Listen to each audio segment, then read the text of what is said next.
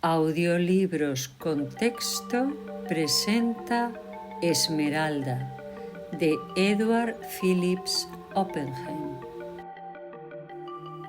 Desde el primer momento, Gossett experimentó una mezcla de desagrado y fascinación hacia el hombre que tenía delante. Le molestaba su amabilidad excesiva, su rostro imberbe, su piel juvenil y sus palabras ingeniosas y bien elegidas. Sin embargo, ante un comentario casual, su suavidad se desvaneció de repente. Sus mejillas sonrosadas se endurecieron y sus ojos se entrecerraron, revelando una intensidad inesperada. Era como si un antiguo sátiro hubiera emergido de una leyenda olvidada, cantada pero desvanecida en el tiempo.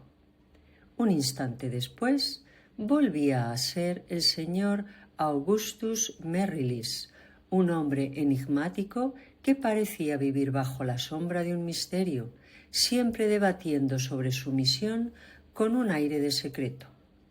Gossett se recuperó de su sorpresa. «Señor Merrilis», dijo con amabilidad, «ha ocupado mi mejor silla de oficina durante un cuarto de hora. En cualquier momento podría llegar otro cliente y aún no ha mencionado nada. Si puedo ayudarlo, lo haré. Si tiene algún asunto que tratar, estaré encantado de considerarlo. Sin embargo, mi tiempo, aunque no sea muy valioso, es demasiado precioso para desperdiciarlo en generalidades». El hombrecito hizo un gesto como si fuera a alcanzar su sombrero Homburg marrón, que estaba en la silla a su lado, pero se contuvo y fijó su mirada en Gossett. «Mi problema es simple, señor Gossett», admitió. «¿Cuál es exactamente su relación actual con Scotland Yard? El señor Littledale me dijo que usted podría responder a esa pregunta mejor que él. Antes de compartir más confidencias, quiero asegurarme de su completa independencia». «No existe ninguna conexión», afirmó Gossett con firmeza, «entre mi pequeño establecimiento aquí y la institución nacional de Scotland Yard». El señor Augustus Merrilis se sacudió una mota de polvo de la manga, y sus ojos, fijos en los de Gossett, se transformaron en los de un hurón, retorcidos, apremiantes y ansiosos. «Supongamos que le cuento un secreto criminal. ¿Cuánto tiempo pasaría antes de que Scotland Yard me siguiera la pista?» «Si es usted un criminal», fue la respuesta contundente, «no lo quiero aquí. Si es sospechoso de serlo y busca ayuda para evadir la ley, lo ayudaré lo mejor que pueda. No trato con criminales confesos. No creo poder hablar más claro». «No creo que pueda», admitió el otro. «Muy bien, entonces esta es mi propuesta. Usted recibirá 40 libras si lo intenta y 80 libras si lo logra. No piense usted que soy imprudente con el dinero, porque no lo soy. Sin embargo, el señor Littledale dice que si cualquiera puede tener éxito, usted también puede. Y si lo logra, 80 libras no son tanto. No me estará pidiendo que me meta en algo tan peligroso como robar las joyas de la corona, ¿verdad?», preguntó Gossett con escepticismo. «No, nada por el estilo», respondió su visitante. «Lo que le pido es que visite a Emmeline, condesa de Bloomsbury, y la convenza, por cualquier medio que se le presente, de vender una curiosa esmeralda amarilla que posee». «Pero no quiero una curiosa esmeralda amarilla», objetó Gossett. «Claro que no», replicó su visitante con brusquedad. «Pero alguien más sí, y si no la consigue, habrá problemas muy graves. Deduzco que sus inclinaciones profesionales están en contra de cualquier infracción grave de la ley. Muy bien. Quiero decirle esto. Si la mujer de la que le he hablado se niega a vender esa esmeralda, un día u otro la matarán. No habrá escapatoria. la matarán. Y si su pariente más cercano se niega a venderla, también lo matarán. Escúcheme atentamente. Solo soy un comerciante pobre de Wapping, pero hay cosas que debo saber, y esta es una de ellas. Estoy gastando mi propio dinero y acudo a usted para evitar un derramamiento de sangre. Suena muy filantrópico, murmuró Gosset. 50.000 libras es el precio que alguien entre bastidores está dispuesto a pagar por esa esmeralda, continuó el señor Augustus Merrilis, y, para no andar con rodeos, recibirá una comisión del 1% si tiene éxito, además de las 80 libras. Malcolm Gosset se tornó repentinamente más serio. No había asociado a su extraño visitante con semejante suma de dinero. ¿Quién querría gastarse 50.000 libras en joyas hoy en día?, preguntó con incredulidad. ¿Qué importa?, fue la respuesta. Hay alguien, se lo aseguro. Es usted un tonto si no ve el dinero que hay en la comisión que ofrezco. ¿Tengo cara de millonario? Soy un pequeño comerciante en un barrio del East End. No soy de los que dan 40 libras a cambio de nada. Si usted es un pequeño comerciante de un barrio del East End, preguntó Gosset, ¿cómo es que ha conseguido contactar con gente dispuesta a pagar 50.000 libras por una sola joya? Yo comercio con Oriente, fue la críptica respuesta. Pensé que Oriente, observó Gosset, era más a menudo un vendedor de joyas que un comprador. El señor Augustus Merrilis se puso de pie. Me propongo visitarlo mañana a la misma hora, anunció. Entonces me informará de la decisión de la condesa de Bloomsbury. Si decide vender, preguntó Gosset, ¿tendrá el dinero en efectivo? En cualquier momento, en cualquier minuto, fue la determinante respuesta. La condesa de Bloomsbury resultó ser inesperadamente accesible. Al enviar su tarjeta a su apartamento en Cadogan Square, a Gosset solo le pidieron que esperara unos minutos y luego lo hicieron pasar. Era una estadounidense rubia y extraordinariamente guapa, disfrutando de su primera viudez. No entiendo su tarjeta, dijo, mirando a Gosset con curiosidad, así que pensé que sería mejor verlo. Se presenta usted como difunto de Scotland Yard.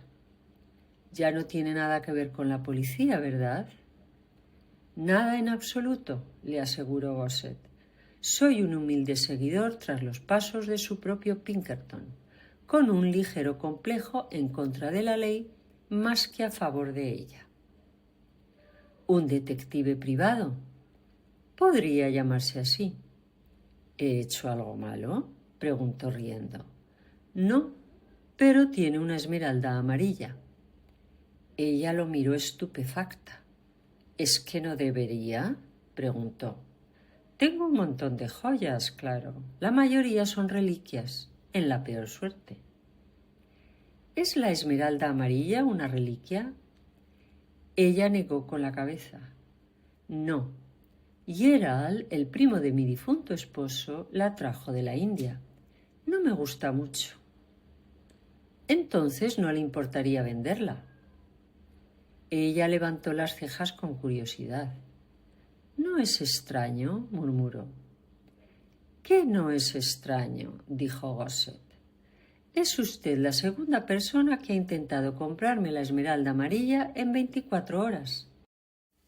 ¿No la ha vendido? Ella negó con la cabeza. No se me dan bien los negocios, confesó. Envié al joyero a mi abogado. Pero es posible que su abogado no sepa el valor, señaló Gosset.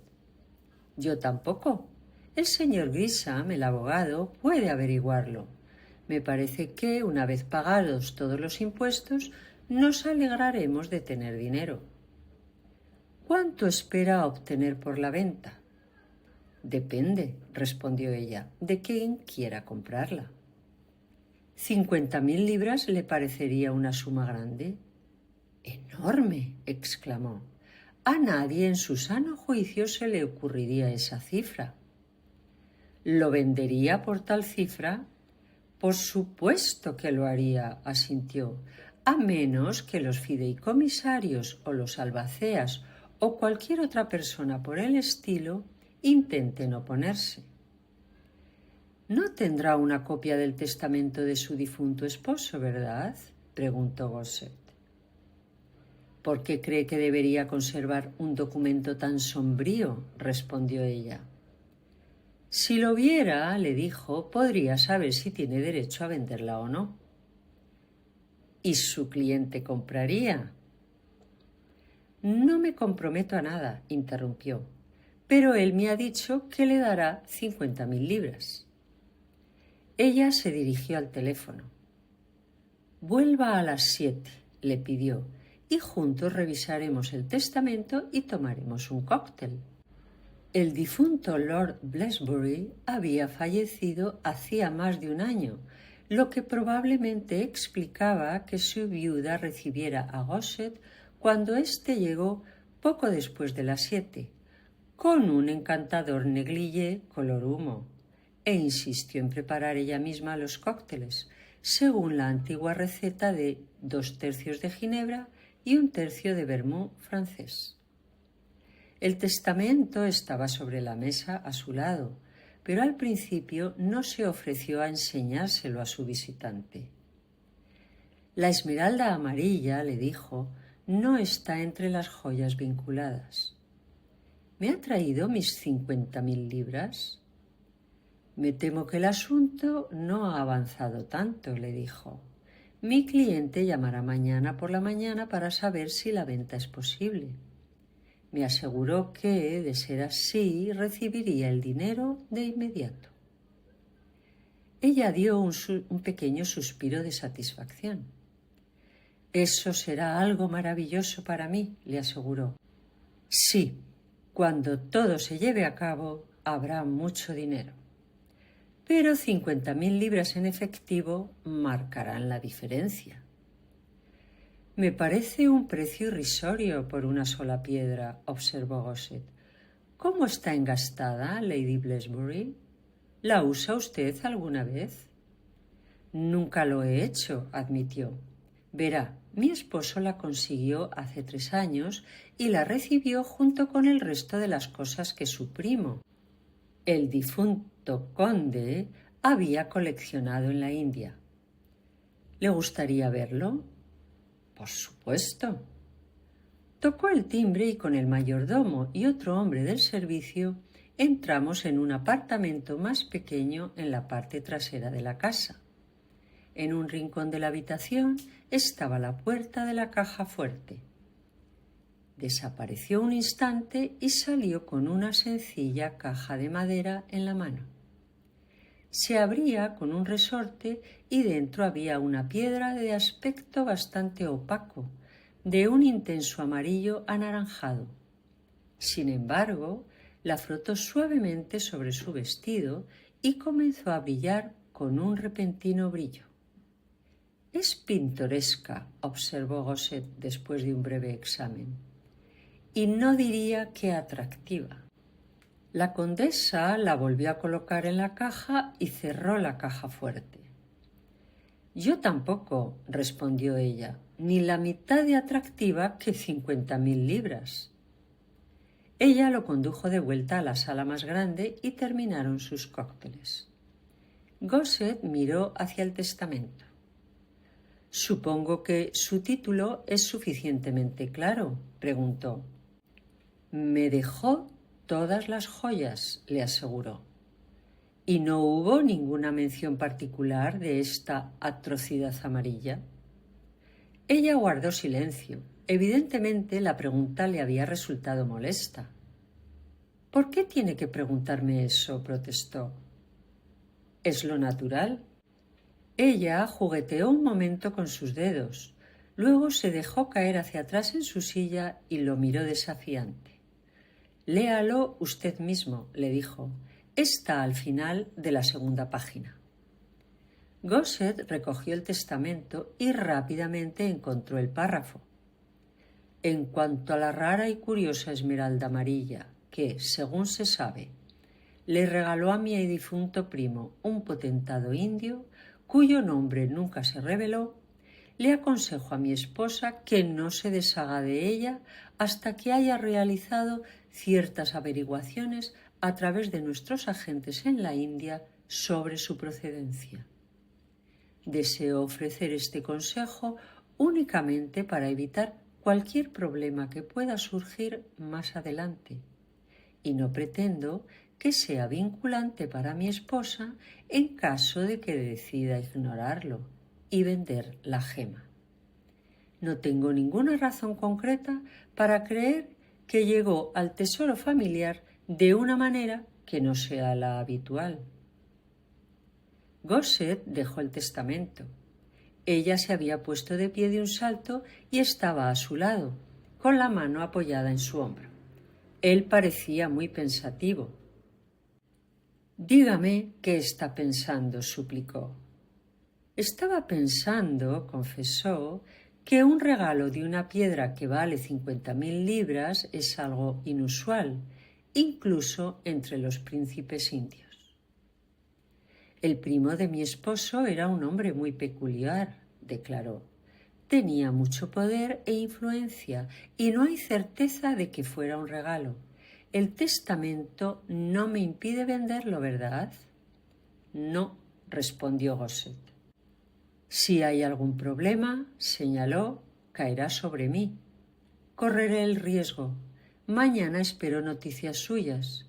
No será posible que se eche atrás, ¿verdad?», le preguntó, rozándole la mejilla con el pelo mientras se inclinaba para mirarlo a los ojos.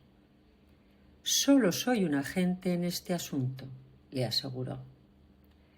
Eran las 8 menos cuarto cuando aparcó el coche, subió las escaleras y, tras abrir la puerta de su despacho con la llave, extendió la mano hacia el interruptor de la luz. Eran las 10 menos 10 cuando se incorporó en el suelo con un gruñido, consciente de un dolor de cabeza frenético y un extraño olor a sándalo mezclado con algún narcótico fuerte que flotaba en la habitación. Habían tenido la amabilidad de encenderle la luz, y a su lado, en un pequeño montón ordenado, estaba el contenido de todos sus bolsillos, sin que faltara nada. También había un trozo de papel cuadrado con su propia tinta violeta. «Se le advierte que se mantenga alejado de Blesbury House y que no tenga nada más que ver con la compra o venta de la esmeralda amarilla de Blesbury». Muy irritado y con los restos de su dolor de cabeza aún atormentándolo, Malcolm Gosset recibió a la mañana siguiente la esperada visita del señor Augustus Merrilis. Este último había subido apresuradamente los 2 tramos de escaleras y por consiguiente estaba sin aliento, pero aún así pudo hacer la crucial pregunta: ¿venderá la condesa la esmeralda? «Venderá la esmeralda, sin duda», respondió Gosset con una sonrisa amarga. «Será mejor que lleve las 50.000 libras y vaya a buscarla. Si sigue mi consejo, después se envolverá la cabeza en algodones». Un rápido cambio de expresión transformó la apariencia del señor Augustus Merrilis. Su piel tersa ahora parecía arrugada, su boca temblaba, sus ojos casi desaparecían entre pliegues de grasa. «¿Qué ha pasado?», exclamó. «Algo ha pasado, sí», reconoció Gosset con gravedad. «Llevé a cabo su encargo con Lady Blesbury. Ella aceptó vender por los 50.000. Volví aquí para cerrar, y ahí fue donde he estado un par de horas». «¿Qué dice?», preguntó el señor Augustus Merrilis. «Alguien ha entrado en mi oficina», continuó Gosset. «Me ha esperado en la oscuridad me ha puesto un anestésico horrible en la nariz, ha revisado mis bolsillos y me ha dejado tirado en mi propia alfombra con este bonito mensaje. A Augustus Merrilis le temblaban tanto los dedos que apenas podía sostener el cuadrado de papel que Gosset le pasaba. Sin embargo, lo leyó con consternación. «Ya están aquí», gimió. «Si fueron los otros quienes me visitaron anoche, sin duda están aquí», reconoció Gosset. «Y para serle franco, señor Merrilis, no quiero saber nada más de ellos ni de su esmeralda. 500 libras es una buena cantidad para ganar, pero a mí me gusta una piel entera. Si lo que pasó anoche es un anticipo de lo que me espera cuando toque la maldita esmeralda, no me importa decirle de hombre a hombre que me despido de todo esto. Me quedaré con las 40 libras. Considero que me las he ganado. Pero puede ir usted mismo a buscar la esmeralda a su señoría. Lo espera en Blesbury House y me atrevería a decir que otros también lo estarán esperando después». El supuesto traficante de esmeraldas se convirtió en una imagen deprimente. Hundió la cara entre las manos y se balanceó lentamente en la silla. Tenía gotas de sudor en la frente y le temblaban las rodillas. «Soy comerciante», se lamentó. «Soy proveedor de barcos, tendero y de vez en cuando hago encargos para algunos amigos extranjeros. Sin embargo, todo transcurre de forma pacífica. Nunca he tenido problemas con la policía. Nunca me he ganado enemigos entre todos los matones del Oriente que hacen sus pequeños negocios conmigo. Por una vez me volví ambicioso. Pensé más allá de mí mismo. Había tanto que ganar, pero ahora han llegado los otros y todo está echado a perder». «Sí, echado a perder, sí», asintió Gosset. «Tranquilícese, señor Merrilis. La esmeralda amarilla está en posesión de Lady Blesbury. Está dispuesta a desprenderse de ella por 50.000 libras. Tardará usted 5 minutos en llegar, a menos que tenga que llamar a alguien para conseguir el dinero. Entonces podría tardar un poco más. Le aconsejo que se marche». «Sí, y media hora después, listo para el cementerio», gimió el señor Augustus Merrilis. «Seré como usted, señor Gosset. Es usted un hombre sabio. Sabe que su piel vale más que todo el oro del mundo. Yo también dimito. Regreso a mi tienda». Tomó su sombrero y extendió su mano por encima de la mesa, una mano que Gosset estrechó con cierta renuencia. «Buenos días, señor», dijo. «Quizás no debería haber venido. Creo que no le conté lo suficiente al señor Littledale. Quería estar a salvo. No soy un luchador. Por mí, que los otros se queden con la esmeralda amarilla». «De todos modos, es una joya que parece maldita», le aseguró Gosset para consolarlo, mientras se alejaba arrastrando los pies. Transcurrió una mañana más o menos ajetreada, sin incidentes perturbadores. El dolor de cabeza de Gosset se alivió y la idea de tomar un aperitivo tranquilamente en algún lugar del barrio comenzaba a resultarle atractiva, cuando su empleado de la oficina entró con una tarjeta y una expresión de asombro. «Hay un príncipe que quiere verlo, señor», anunció. Gosset tomó la tarjeta y la examinó. «Su Alteza Real el Marajá de Cornwall. Príncipe Alí de Mysore». «Haga pasar al caballero», ordenó. Gosset, quien no era muy entendido en estos asuntos, sospechó que se encontraría frente a un personaje con un turbante enjollado y con ciertas vestiduras orientales. Un joven delgado y elegante se presentó con un traje azul oscuro y una corbata Eton. Así que iba elegantemente vestido y arreglado, su sonrisa era cautivadora y su inglés perfecto. «Señor Gosset, si no me equivoco», dijo. ¿Me permitiría unos minutos de su tiempo? Claro, asintió Gosset, un poco desconcertado. Tome asiento, por favor. El joven entregó su sombrero, bastón y guantes al oficinista con un gesto majestuoso. Este se marchó estupefacto y el príncipe se sentó con gracia en la silla de clientes enfrente de la mesa de Gosset. «Es posible, señor Gosset», dijo, y éste se dio cuenta por primera vez de cuál era el verdadero acento de Oxford, «que ya haya adivinado el objeto de mi visita». «Lamento decir que en este momento no tengo idea, a menos que por casualidad se trate de una esmeralda amarilla», dijo el detective rápidamente. «La esmeralda amarilla, sin duda», contestó el príncipe. «¿Me permite fumar?»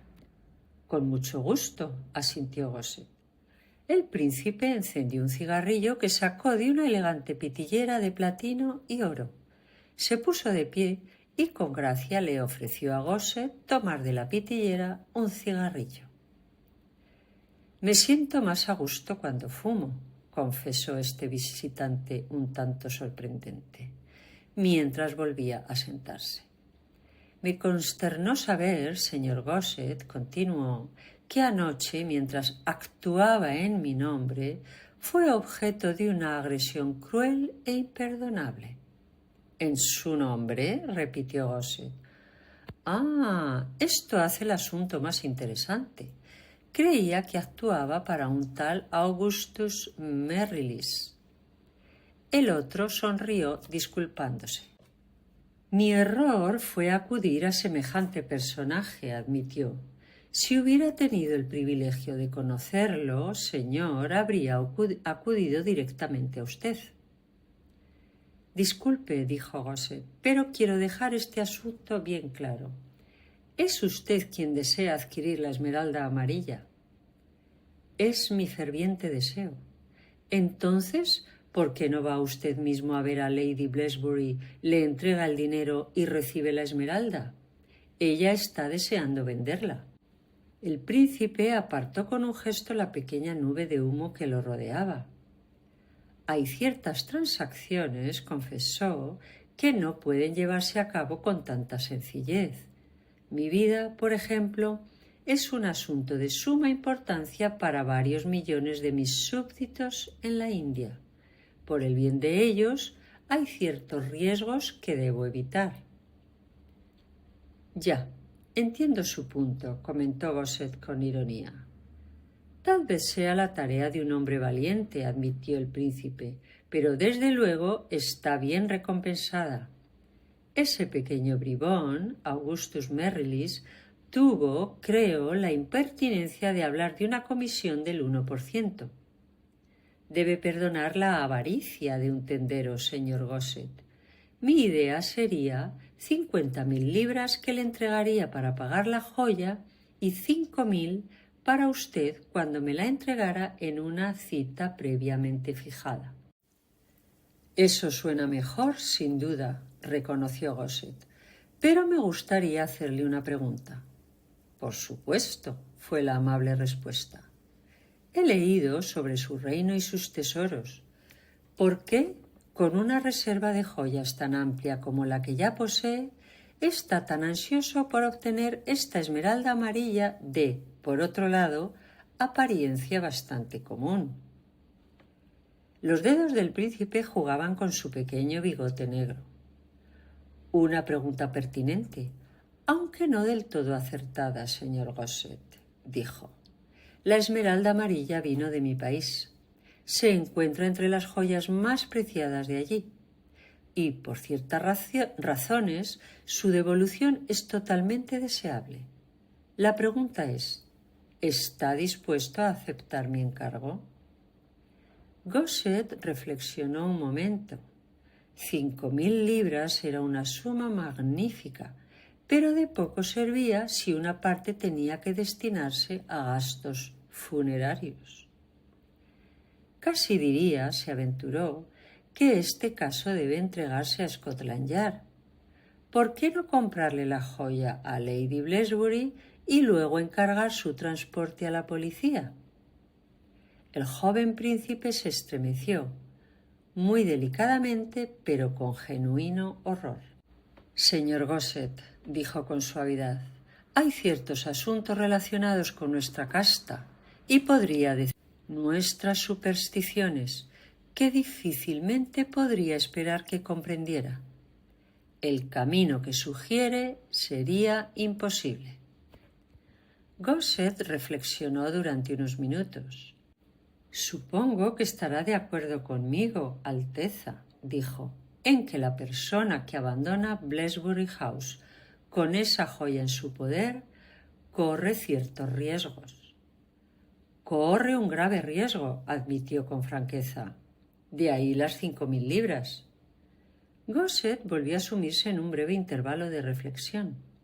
Luego, de repente, tomó una decisión. Si permite que su secretaria me llame a las 4 en punto, prometió, sabrá mi decisión. El joven sonrió y se puso de pie. Le tendió la mano al detective. Sé que es usted un hombre valiente, señor, dijo. Estoy convencido de que aceptará la misión. Gosset regresó del almuerzo, sin embargo, sin haber tomado una decisión definitiva. Apenas había encendido su primer cigarrillo cuando su oficinista llamó a la puerta y entró. Tenía una expresión de miedo en el rostro. Le entregó la tarjeta directamente a su jefe. «Hay otro, señor», anunció. «Pensé que era el mismo de antes, pero estoy dudando». «Hazlo pasar», ordenó Gosset. El chico obedeció y Gosset también se llevó una sorpresa. El joven que entró, sonriente e imperturbable, se parecía extraordinariamente al visitante de la mañana. La única diferencia parecía residir en que vestía un traje gris oscuro en lugar de azul y una corbata Harrow. Le estrechó la mano a Gosset, se dejó caer en la silla y comenzó a quitarse los guantes deliberadamente. «Es muy amable de su parte recibirme sin cita previa, señor Gosset», dijo. «Quizás pueda adivinar el motivo de mi visita». «¿Tiene algo que ver con una esmeralda amarilla?», sugirió el detective. «Tiene razón», asintió el visitante. «Tengo la mala suerte de ser el segundo en esta ocasión, después de mi hermano. Creo que ya se ha puesto en contacto con usted para solicitar la compra de la joya». «Sí, lo ha hecho», admitió Gosset. «Estoy convencido de que tengo razón», declaró el nuevo príncipe con un destello en sus ojos oscuros, «cuando digo que se ha negado a tratar con él». «Bueno, ni tiene razón ni se equivoca», respondió Gosset. «Prometí avisarlo a las 4». El príncipe respiró aliviado. «Entonces llego a tiempo», murmuró. «Está a tiempo, sí», asintió Gosset, «pero ¿a tiempo de qué?» «De que cometa un acto grave de justicia». «Mire», protestó Gosset, «me jacto de ser tan lúcido como la mayoría, pero confieso que me ha dejado con la duda. Si usted o su hermano tanto desean esa fea esmeralda, ¿por qué no van ustedes mismos o envían a un joyero de Bond Street a comprársela a Lady Blesbury? ¿Por qué vienen ambos a contratar a un agente privado casi desconocido?» El príncipe temblaba igual que su predecesor. «En primer lugar, señor Gosset», dijo, «si me ocurriera un accidente sería un desastre para millones de mis súbditos». «Espere un momento», suplicó Gosset. «Eso es exactamente lo que me dijo su hermano. La situación actual es la misma para ambos. ¿Es posible, señor Gosset, que desconozca la historia?» «Es más que posible», declaró. «Es un hecho. No sé para qué quieren esa esmeralda amarilla». El príncipe suspiró. «No es ningún secreto en mi reino», comentó, «pero después de todo, ¿por qué habría oído hablar de ello? No somos un país de periódicos y chismes. Mi gente también tiene un sentido de reverencia». Puede que se haya murmurado en los bazares, pero haberlo publicado habría sido un ultraje. Tranquilo, cuéntemelo, suplicó Gosset. Como puede ver, son solo las 4 menos cuarto. El príncipe se inclinó hacia adelante en su silla. Estaba muy serio. Después de todo, ¿se necesitan tan pocas palabras, señor Gosset?, dijo. Cuando mi padre falleció el año pasado, surgió una situación nunca antes vista en mi país. Mi hermano y yo éramos sus 2 únicos hijos. Somos gemelos. ¿A quién entonces debería pertenecer el reino? Gosset asintió con comprensión. Puedo comprender perfectamente que hubo dificultades, dijo con simpatía. Tras largas discusiones, continuó el príncipe, el asunto fue remitido al sumo sacerdote de nuestro reino, un hombre muy santo sin ninguna inclinación hacia ninguno de nosotros. Le llevó un mes reflexionar sobre ello, y luego decidió que el trono debía recaer en aquel de los 2 que devolviera el ojo del Buda solar que mi padre había regalado de forma irreflexiva e imprudente a un noble de Inglaterra. Mi hermano y yo fuimos informados de esta decisión ese mismo día. Partimos de inmediato hacia Inglaterra. Aquí estamos. Sabemos que el ojo del Buda solar está en posesión de Lady Blessbury. Mi hermano y yo lo queremos. Tenemos aquí nuestras delegaciones para proteger nuestros intereses. ¿Hay algo más que pueda decirle? Solo esto, respondió Gosset. ¿Puede darme alguna razón por la que debería preferirle a usted más que a su hermano o a su hermano más que a usted? El príncipe reflexionó. No hay razón, reconoció, pero debo advertirle de esto. Si hace el favor a mi hermano y le llama por teléfono a las 4 en punto para decirle que va a comprarle la esmeralda, alguien de mi séquito pasará factura a su vida. Ya veo, murmuró Gosset, y si alguien decide conseguirle la esmeralda a usted, alguien del séquito de su hermano me quitará de en medio. La situación parecería ser así, admitió el príncipe. Sin embargo, hay una contingencia que la salva. Existe la posibilidad de que escape. En ese caso, la esmeralda caería en manos de uno de nosotros y la terrible incertidumbre de este asunto llegaría a su fin. Gosset se llevó las manos a la cabeza por un momento.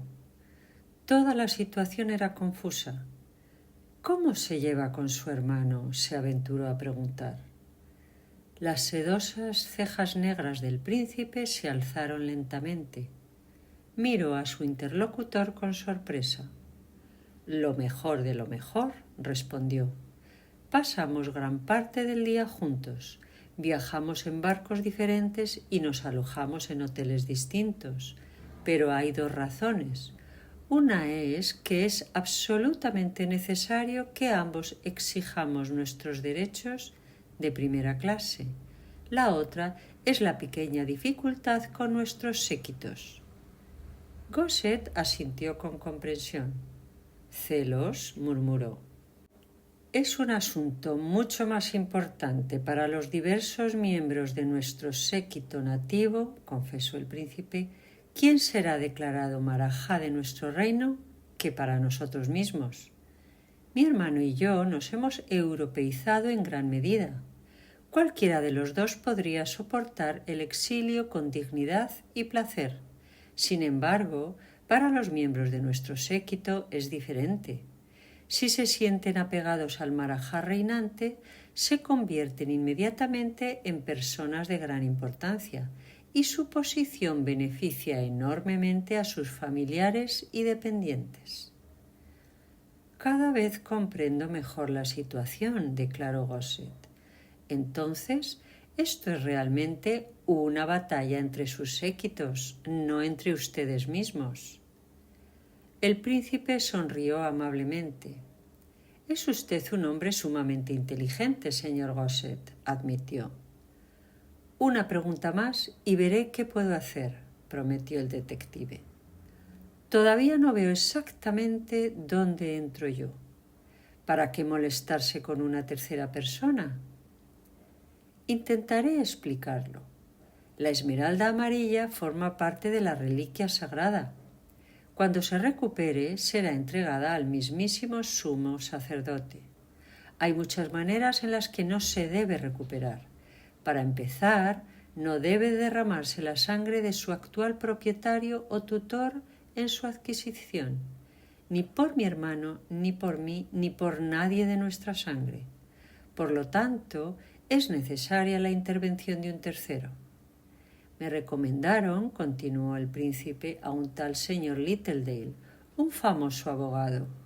Mi hermano, por consejo de un miembro de su séquito, consultó a un falso comerciante, un tal Augustus Merrilis. El señor Littledale me recomendó a usted como la persona adecuada para encargarse del asunto. También le dijeron al señor Augustus Merrilis que se pusiera en contacto con usted, como yo mismo he hecho. Ya veo, murmuró Gosset. Sus métodos naturalmente le suenan un poco indirectos a un occidental, pero entiendo que se haya visto muy limitado por las convenciones. ¿Puedo, sin ofenderlo, hacerle una propuesta? Con gran placer, señor Gosset. Si le sugiero que se atreva, no dude en decírmelo de inmediato.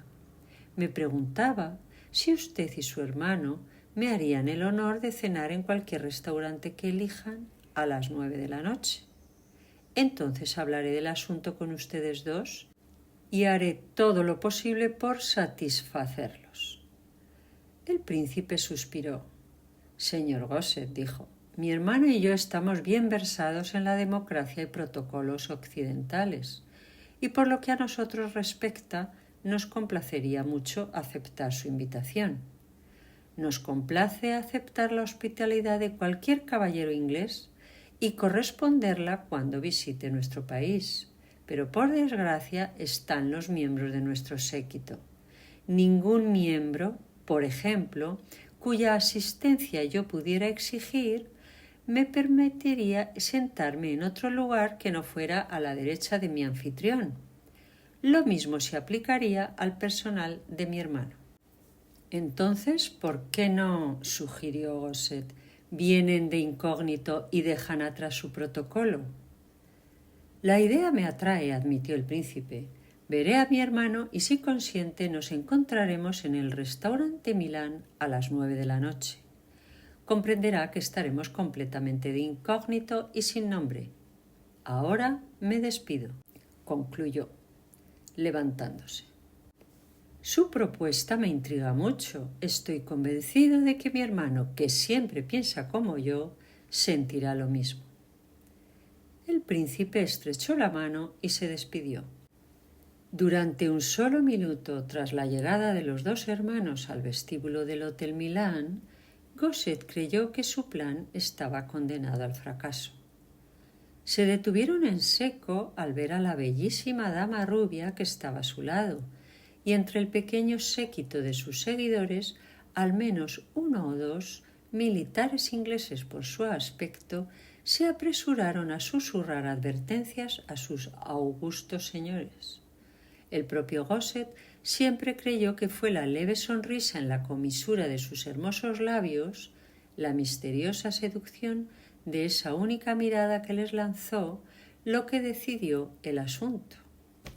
Los dos hermanos despidieron a sus seguidores con un gesto, avanzaron con dignidad hacia su anfitrión y aceptaron su cuidadosa presentación ante la condesa de Bloomsbury.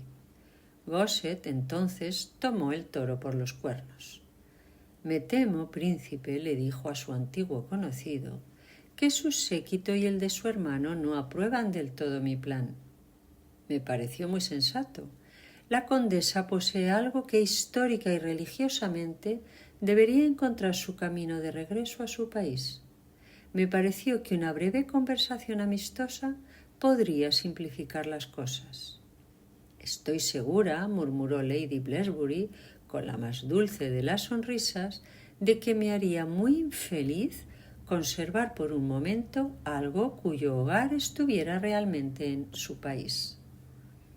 El príncipe Ahmed hizo una profunda reverencia. Logró un gol mucho antes que su hermano. Es sorprendente, condesa, dijo, que no se hayan puesto a sus pies todas las joyas de la India. El príncipe Alem llegó en un buen segundo lugar. Condesa, añadió, vinimos a Europa, mi hermano y yo, buscando el ojo de un dios y hemos encontrado los ojos de una diosa. Señor Gosset, murmuró Lady Blesbury, creo que sus dos amigos me van a caer bien. Cenaron con tranquilidad, con dignidad, pero también con mucha alegría, en un rincón discreto, cuidadosamente vigilado por los jefes de camareros, por los criados personales de los dos príncipes y ocasionalmente, al fondo, por un ayudante de campo inglés. Cuando a su debido tiempo, es decir, a las 12:30, el sumiller presentó confusas disculpas por la falta de presentación de más botellas de champán, el príncipe Ahmed hizo una seña al ayudante de campo para que se acercara. Condesa, dijo, me permitirá presentarle a mi ayudante de campo, el coronel Chalmers. Después de intercambiarse las debidas cortesías, el príncipe continuó. La fiesta nos complace, Chalmers. Queremos prolongarla. Su Alteza conoce las estipulaciones de este país, aventuró el coronel. Muy bien, suspiró su regio señor. Hable con el gerente enseguida, Chalmers. Alquile un salón privado con orquesta donde podamos bailar. Que sirvan el mismo vino allí. ¿Su Alteza desea otros invitados?, preguntó el ayudante de campo secamente. Claro que no, fue la fría réplica. 4 mañanas más tarde, Gosset, totalmente recuperado de su dolor de cabeza, pero intensamente curioso en vista del hecho de que no había recibido más información sobre lo que podría haber sucedido a sus amigos reales, recibió la visita del coronel Chalmers. «Me temo que no me reconoce, señor Gosset», dijo este último, presentándose de nuevo. «Me llamo Chalmers. La otra noche estaba al cargo de uno de los jóvenes príncipes indios y me temo que no me sentí muy a gusto con su grupo». «Lo recuerdo perfectamente», dijo Gosset, indicando a su visitante que tomara asiento. Chalmers abrió su cartera y le entregó un pequeño paquete.